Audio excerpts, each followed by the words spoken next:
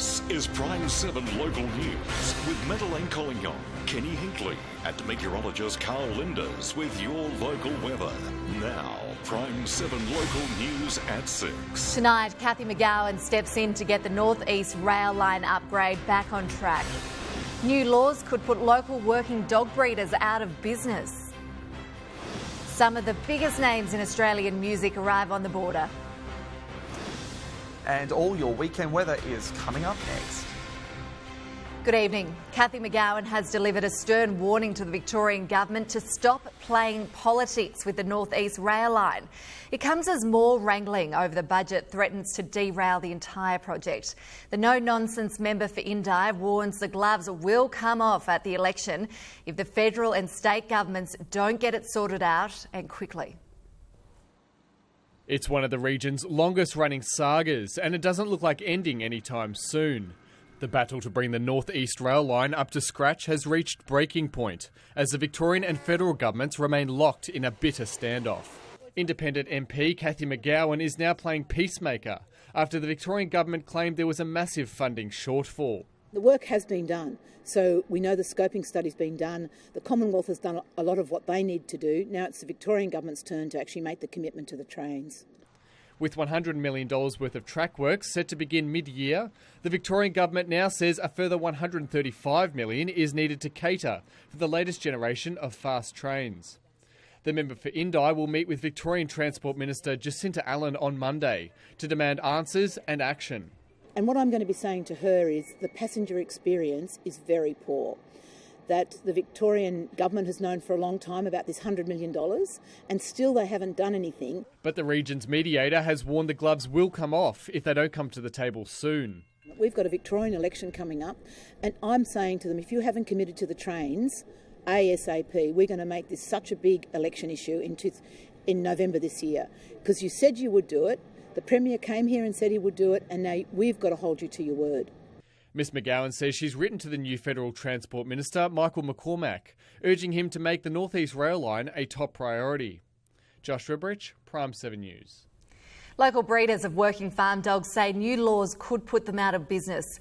The laws have been devised to stamp out rogue puppy farming, but it could mean respected cattle dog breeders have to make changes to the way they do business. Kelpie breeder Beth Sandrell is known around the world for producing healthy, hard-working farm dogs.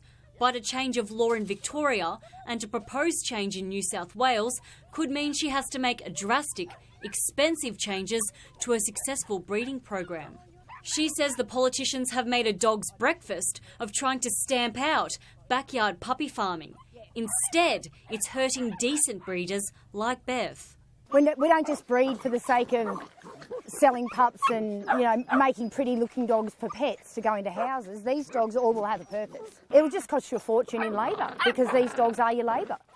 Under the proposed new law, breeders would have to ensure there's one qualified staff member caring for the dogs 24/7. The idea is to stamp out backyard puppy farmers selling puppies to city pet shops.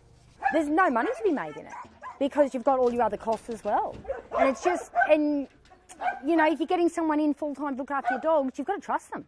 Beth says successful breeding is about so much more than supervision. It's about instinct, knowledge and love. Beth doesn't advertise her dogs for sale, yet farmers not just from our region but all around the world come to her for their working dogs. Like this little girl. She's off to Germany. We insist from all our breeders they must look perfect. They must have a perfect temperament, as in if the bitch has got pups, we've got to be able to go in there and handle her. They don't fight with each other, but they also have to have excellent ability in the yard, in the truck and the paddock. If they can't do all three, we won't breed from them. Here, Choke, get up. Way up, way up, way up. Good boy. Stop, stop. 6-year-old Choker is the result of generations of breeding knowledge and perfect lineage. While the law is already in place in Victoria, it's still in the planning stage in New South Wales. Eleanor Tebone, PRIME7 News. Firefighters say they're now well on top of a large bushfire that continues to burn at Myrie in the King Valley. The grass fire broke out on Wednesday afternoon and has so far burnt through 550 hectares. Authorities expect the blaze to scorch another 150 hectares as it crosses through difficult terrain, but should be fully contained by midnight. A cash splash is heading our way after the federal government struck a historic deal with Victoria and New South Wales. The Turnbull government will buy the iconic Snowy Hydro scheme for a whopping $6 billion. New South Wales is a big winner here, getting $4 billion of the cash. Tonight, the Premier is promising to spend it all in regional areas. A watershed moment for Australia's most iconic electric scheme. The federal government's Snowy Hydro deal with the states means New South Wales will receive just over $4 billion, a 58% share. We bargained hard. Today is a great day for New South Wales, but especially a great day for our rural and regional communities. The government vowing the money will be ring-fenced for regional New South Wales, every cent, every dollar. it's the biggest single cash handout that country New South Wales has ever seen, but where the money will go is still a mystery. And we'll take our time to decide what those projects will be going forward. But if the government's new policy sounds familiar, it's because it is. All of the proceeds of the Snowy Hydro ploughed into regional communities. It's been Labor's pledge since May last year. Well, the Labor opposition today welcomes the decision to adopt Labor's policy. Were you inspired by those opposites? but here we go. Luke Foley. Well, Premier, I'm happy. We all want to have a go at this. Now that the buyout is complete, the door is open for Snowy Hydro 2.0, and at full capacity, it's expected the expansion will power around 500,000 homes, supporting the peak. A win-win for both country communities and the nation's energy crisis. Serena Nastasi, PRIME7 News.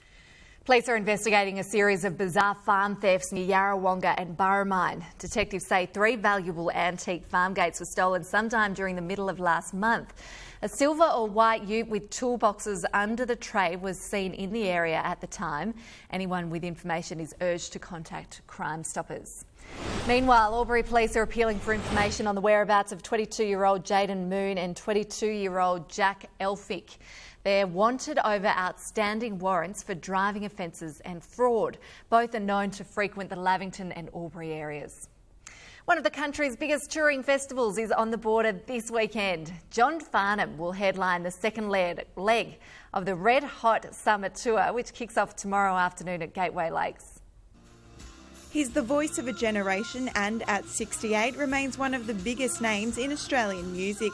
Legendary rocker John Farnham is the latest iconic performer to take to the temporary stage at Gateway Lakes in Wodonga, headlining the Red Hot Summer Tour.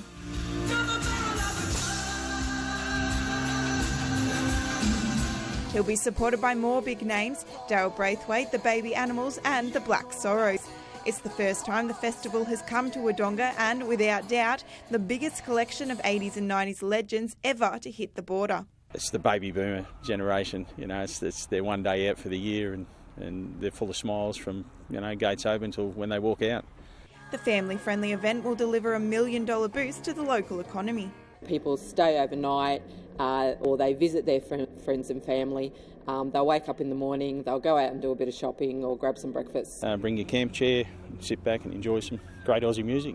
The entire second leg of the Red Hot Summer Tour has already sold out, with 6,000 fans expected to pack the venue here at Gateway Lakes tomorrow night. Just shows the world that the border exists for live music and people keep supporting it, so the acts will keep on coming.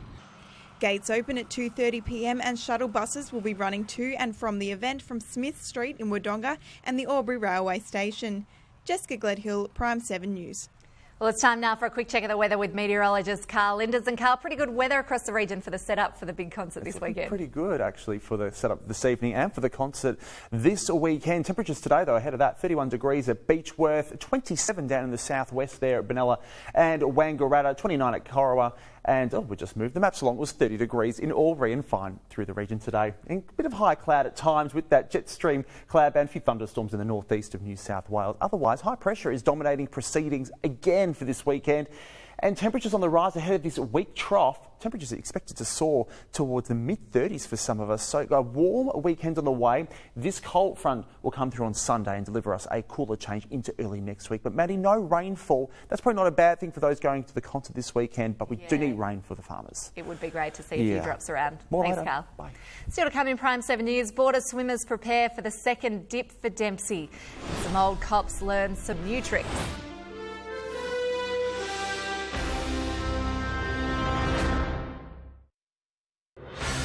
Stay in touch 24/7 with the all-new PRIME7.com.au. Cathy McGowan says she'll lobby the federal government to secure a $5 billion military defence contract for Victoria.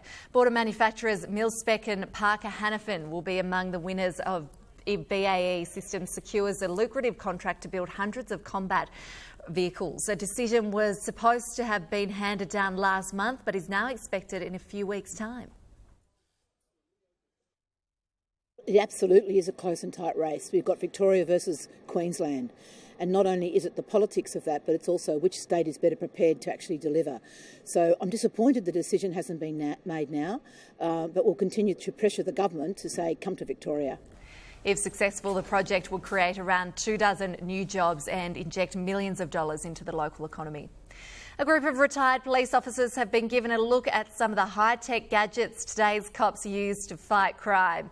Members of the Murray River branch of the Retired Police Association get together regularly, but today's meeting was extra special. A group of former police officers were shown the latest police gadgets during a meeting of the Retired Police Association at Noriel Park today. The ex-cops had a chance to sit inside the newest highway patrol vehicles in Albury as they reminisced about their own time in the force. Some people have been out of the police for 30 or 40 years and others have only been out just, for a short time. Some of the technology that we have now and some of the members here that were in Highway Patrol didn't have, when they retired. Highway patrol vehicles are now fitted with number plate recognition and in-car videos, and police also have access to records out on the roads. It's really good to keep up to date and keep in contact with the local force. Brian Rosewarne retired in 1996 after 31 years in the police force. He's now the chairman of the Murray River branch and says it's a way of keeping in contact with old work colleagues. Well, I think it's just a companionship and having somebody you can ring up if you've got a problem. In the last 12 months, the local Albury-Wodonga branch has been gaining momentum. Members are meeting at least every 2 months over coffee and luncheons as a way of socialising outside of home. We were normal people working in an abnormal world and some of us have been impacted by it. Any former officers wanting to join can email murrayriverrpa@gmail.com. Jessica Gledhill at Prime 7 News. The Albury-Wodonga community is again banding together in support of local water polo player Nick Dempsey. In just 1 week, swimmers will gather at Lake Hume for the second dip for Dempsey, raising money towards Nick's rehabilitation. Whether it's equipment I need, exercise equipment or, trips to rehab facilities. Meanwhile, the Nick Dempsey house in Thaguna is expected to go on the market as early as spring this year. Funds from the sale will also go towards assisting with rehabilitation. 28 dedicated cyclists have embarked on a 300-kilometre journey across regional Victoria to raise funds for local communities. The cyclists left Wangaratta yesterday and took a quick pit stop at Greta Valley Primary School before continuing on their marathon journey. This year's regional ride, Victoria plans to raise $70,000 for regional community organisations. The ride will finish at Mount Waverley tomorrow. Don't go anywhere. Still to come in Prime 7 News, Liz Gwynn is here with the day's sport. And as cricket starts to wind down for the summer, pre-season footy begins. We'll tell you who's playing where next.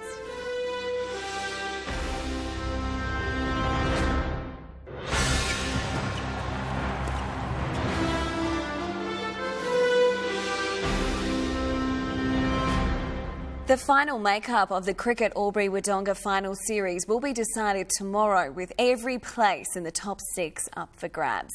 Steve Murphy has enlisted the help of a former Albury coach with this week's selections. For either St Pat's or Belvoir, the road ends here. Belvoir in the box seat, sitting pretty at 2 for 134. You'd nearly back Belvoir. It's their batting attack, being 2 for. St Pat's need to force a few early wickets. North Albury are eyeing off third spot. They knocked Wodonga over for 104 and made 16 without loss. I think Wodonga were pretty much cruising there, and North Albury's import, I think he took a 3-wicket maiden. So, look, North Albury absolutely in the box seat in that one. East Albury will probably play finals even if they lose to Tallangatta, who are 6 for 106. Same as the St Pat's game. First hour crucial for East Albury to take some wickets. Not sure whether they can drop out with a bad loss, but first hour was crucial. Tallangatta may just look to bat for as long as they can and bat them out of it. Lavington may claim top spot, but could shake up the other finals places if they can beat New City, who are 4 for 69. Lavington's batting power, I think, is much underrated. Everyone talks about their bowling attack, but they score quickly, they score at a rapid rate. So Lavington for me. And in the final match, Albury should be too good for the Raiders when they chase 53 for victory tomorrow. Meanwhile, former Albury cricketers Chris and Tom Sol are in Zimbabwe as Scotland attempt to book a place on the world stage. They're actually in the Scottish World Cup squad at the moment, going through the World Cup qualifiers. So 10 teams battling out for the last 2 spots in the 2019 World Cup. Stephen Murphy, PRIME7 News. Zoe Deakin has just missed qualifying for the Gold Coast Commonwealth Games at the trials in Brisbane. The Wodonga Swim Club member competed in the 200-metre individual medley, just missed the 200-metre backstroke final and recorded personal best times in the 250-metre breaststroke. Yeah, it was a nice surprise to get a PB on the first day and then another one today, my 50 breaststroke. So, yeah, it's been a really good surprise and I'm really happy. Deakin will take part in the Ovens and Murray District Swimming Association's relay meet at North Albury Swim Centre on Sunday.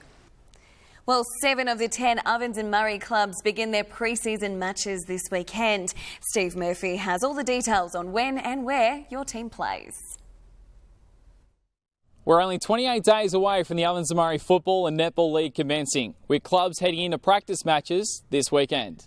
Wodonga clash with last year's premiers in a match to be played at Wodonga Secondary College at 12:30 tomorrow, ahead of games against Thagoona and Myrtleford before they kick the season off on Good Friday. Yeah, really looking forward to it after a long summer, and I know all the boys are keen to play an opposition other than themselves, so look forward to the opportunity and to play Wangaratta, obviously the reigning premiers. We look forward to the challenge that'll bring. The Hoppers have been the most talked about team this pre-season, and finally they get a chance to test their new arsenal against the Raiders at Sandy Creek tomorrow, starting at 12. Momentum's pretty high. Picked up a few quality players, so that makes a big difference. And our numbers have been fantastic all the way through, so we're just looking forward to getting stuck into it. Yarrawonga will take on Coburg West at JC Low Oval tomorrow at 3, while Myrtleford are at home to Kyabram at 1 p.m. Corolla Glen coach Mark Arman will get his first good look at his team when they play Hume League club Gingera at Corowa. We've been all about structure the whole pre-season, so they'll be really they're looking forward to seeing what they've learnt, and as a coach I just hope that we can worry about the process, and it'll be all structure stuff tomorrow, not too concerned about the result. Meanwhile, next weekend Albury take on the Canberra Demons, Lavington tackle Ainslie, and the Wangaratta Rovers, who are tonight in an intra-club practice match, will play the Wodonga Raiders next Saturday. Stephen Murphy, PRIME7 News. Brad Jones Racing returns to the track this weekend for the opening round of the Supercar Championship Series. BJR had a disappointing season last year, but are hoping a change of engine suppliers can turn around their fortunes in 2018. The team will unveil 3 new cars at this weekend's Adelaide 500. The early signs have been good, with Tim Slade and Nick Percat in the top 5 in pre-season testing. Still to come in PRIME7 News, Maddie is back shortly, and Carl with your local weather forecast.